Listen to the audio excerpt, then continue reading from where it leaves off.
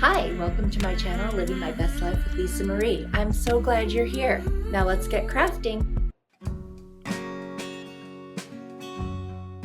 For this DIY, I'm using two of these signs from the Dollar Tree and a velvet hanger that I had that was broken. Now I was inspired by something I saw on Pinterest and I forgot to save the picture, so I can't show you, but it looks a lot like what I'm going to make. I'm going to remove the little signs that are sitting on top of the signs and I'll save them for a future DIY.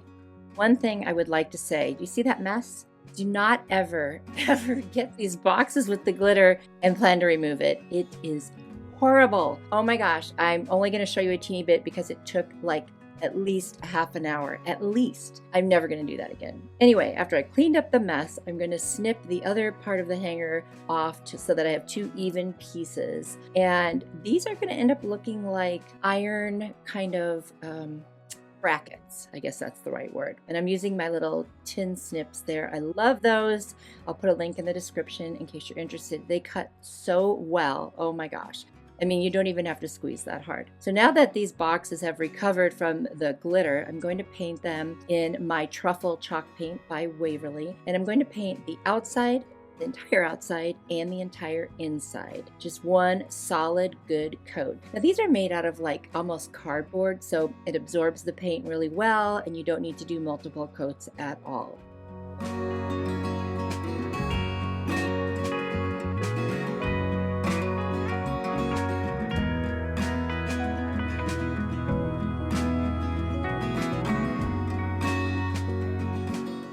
So now I'm going to take my chippy brush and I'm going to use a little bit of the ink color, which is like black, and a little bit of the plaster color, and that's kind of like an off-white. And I'm going to take my chippy brush and I'm going to dry brush first the black on.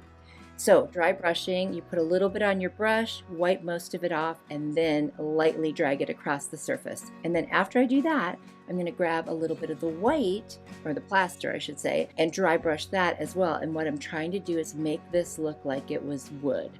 Since it's cardboard, you don't get a wood grain when you paint it. You know, even if you do the faux wood techniques, but if you do this, it really does kind of give it that grainy look, and it also looks distressed and worn, which is the look I wanted this to have.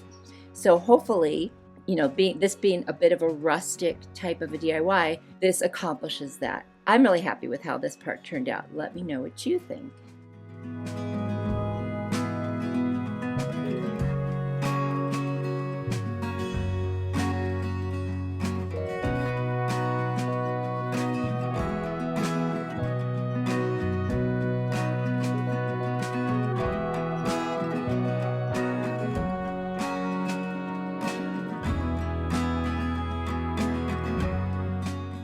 Once the painting is finished and dry, I'm going to take the two pieces of the hangers and I'm going to use a combination of E6000 and hot glue. The E6000 is to hold it in place permanently, and the hot glue is to set it in place right now while I'm working with it. And so I do not let them touch. I just put one and then the other, and I attach it to the sides of one of the little, now we'll call them shelves. And then I did the same thing with the other one. And there you see it looks like brackets. I'm going to take the other little shelf and I'm going to hot glue it towards the top, and I'm just going to do the same thing, but I'm going to lay it down so that I have a way to, you know, have leverage while holding it, and it will stay in place. And I'll do the same thing. Well, actually on the top one I only did hot glue because I didn't think it would be as big of a deal, and you know, if it comes off I'll go back and add some E6000, but for the purposes of the video it made sense to just do the hot glue on the top one. I'm not going to put anything super heavy in it anyway. If I was going to do that, then I would want to definitely do the E6000 in both. Now I'm just going to style it with a little candle and some succulents and some Spanish moss. And I just love it, you guys. Let me know what you think.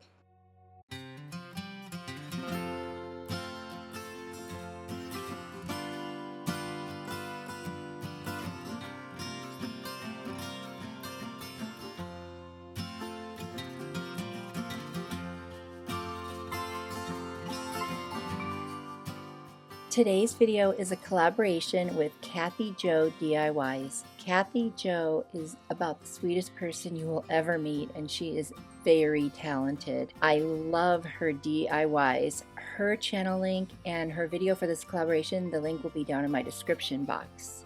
Her farmhouse DIYs are amazing. She does thrift flips, tons and tons of Farmhouse. Oh my gosh, she's so good at that. Definitely check her out and be sure to let her know that Lisa Marie sent you. Also, if you've come over from Kathy Joe's channel, welcome. I'm so glad you're here.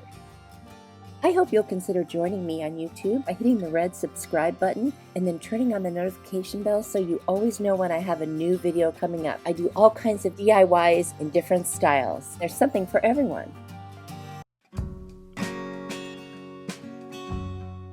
There is something so rustic about an old rugged cross, and that's what I'm going to make. I had a bunch of sticks that my husband was kind enough to gather for me before the winter started, and I've been saving them for, whatever I might want to use them for. So I'm gathering the same size sticks for the long side of the cross, and then I'm going to cut some to make the short side of the cross. And this is just so fun. I mean, I'm just playing with sticks.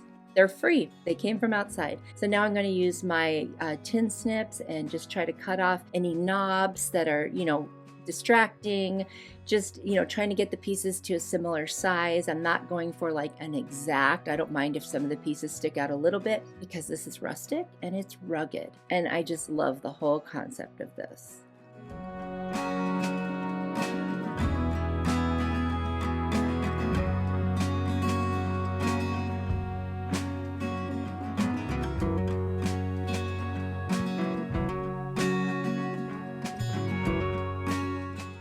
Now that I have my two little stacks of sticks, easy for me to say, I'm going to use some jute twine and I'm going to tie just before the ends. So like, I don't know, an inch or so before each end. And I'm going to hot glue it down and I'm going to wrap it around so that it holds nice and sturdy. And then I'm going to add some additional hot glue here and there to make sure that it stays in place, like that the middle sticks don't slide out.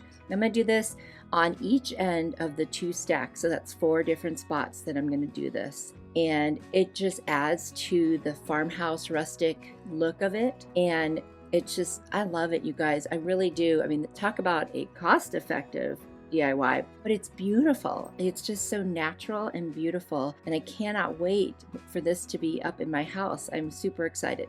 And now moving on to the short stack, which is the cross part of the cross, or should I say the horizontal part of the cross. I'm going to do the exact same thing to this one that I did to the other one.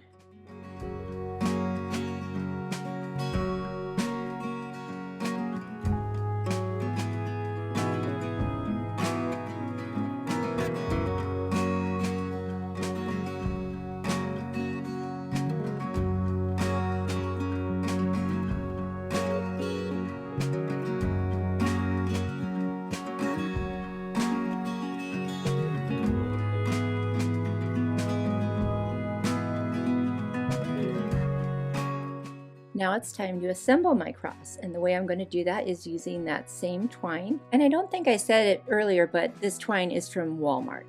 I'm going to pull it under and I'm going to tie a knot around diagonally, and then I'm going to continue to wrap it around back and forth on each angle and then even around the two sides to get a really nice secure hold. And I'm going to hot glue it down, and just like I did with the other ones, look for any loose spots and add a little dab of hot glue to hold it in place. I want it to be very secure. I don't want this to go anywhere, and I am just loving this one, you guys. It's just peaceful. It's the cross. I mean, what it represents, and what Jesus did for us by being on that cross. It was just very cool to make this.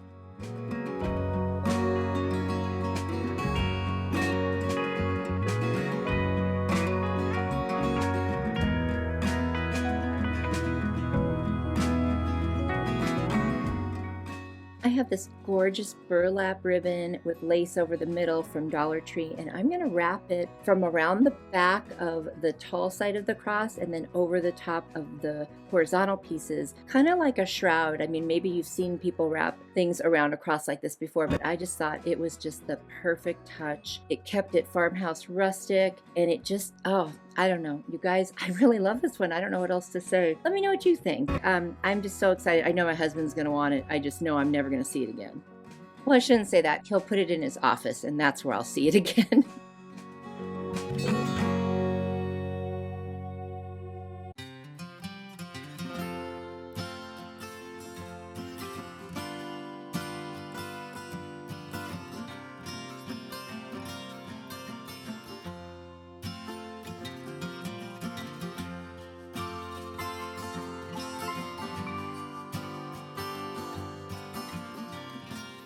Did you know that I'm on social media? You can find me on Instagram, Pinterest, and Facebook. Same name, Living My Best Life with Lisa Marie. Come on over and say hi. This Farmhouse Rustic DIY is going to be very rustic. I'm using even smaller sticks from that group of sticks that my husband collected for me. And I'm going to start hot gluing them together. Start with a square and then I put in angles because ultimately I want it to be round. I am making a bird's nest. Now, having done this, you guys, I have gained a whole new respect for birds who make nests because I had clippers, I had hot glue, I had someone else collect the sticks for me. I don't know how they do this without hands, basically with just their beaks. It's pretty impressive if you think about it.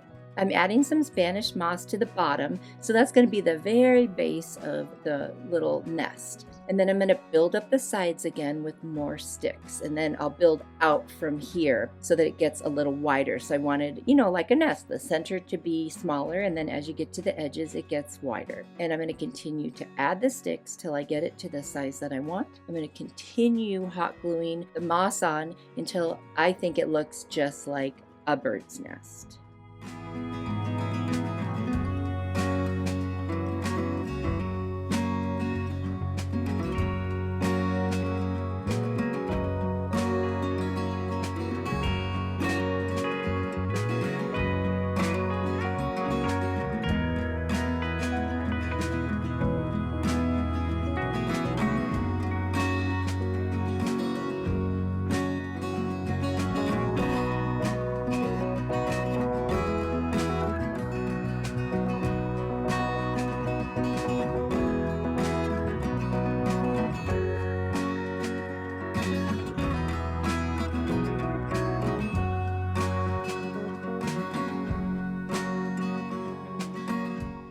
And now that I have the last little pieces of Spanish moss added on, I'm going to start working on making some eggs. I've got 2 Easter eggs from the Dollar Tree, and I'm going to use a mop head, but in the mop head, it's basically like 3 strands, so I'm going to separate them. Otherwise, it's going to be the biggest egg ever, so I want to use the thinnest piece of that mop head. I'm hot gluing the 2 little eggs so they stay shut, and then I'm going to start at the very top, and I'm just going to go around and around and around until I get the entire egg covered in the strand of the mop head. I'm going to do that with both of the eggs, and literally that's all I'm going to do to them because I want to keep this super simple and very rustic. And I do think they're super cute. Yeah, if you look really closely, you can kind of see the color poking through, but honestly, when they're laying in the nest, you don't notice it as much.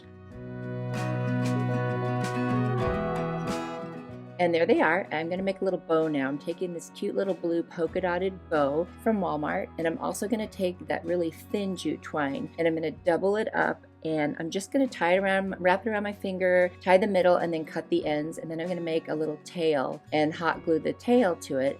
I'm also going to wrap some of the blue ribbon around the center to give it like a pretty little center. And once that is all assembled, I'm just going to hot glue it right onto the nest. And that's going to be it, you guys. Oh, I am going to glue the eggs down so they don't move around, but it's just so cute and so easy. And you could style this any way you want. And it's perfect for spring and, or Easter or whatever. I love it. I love the simplicity of it, but it's so beautiful. Please let me know what you think in the comments, and I hope you guys really like it.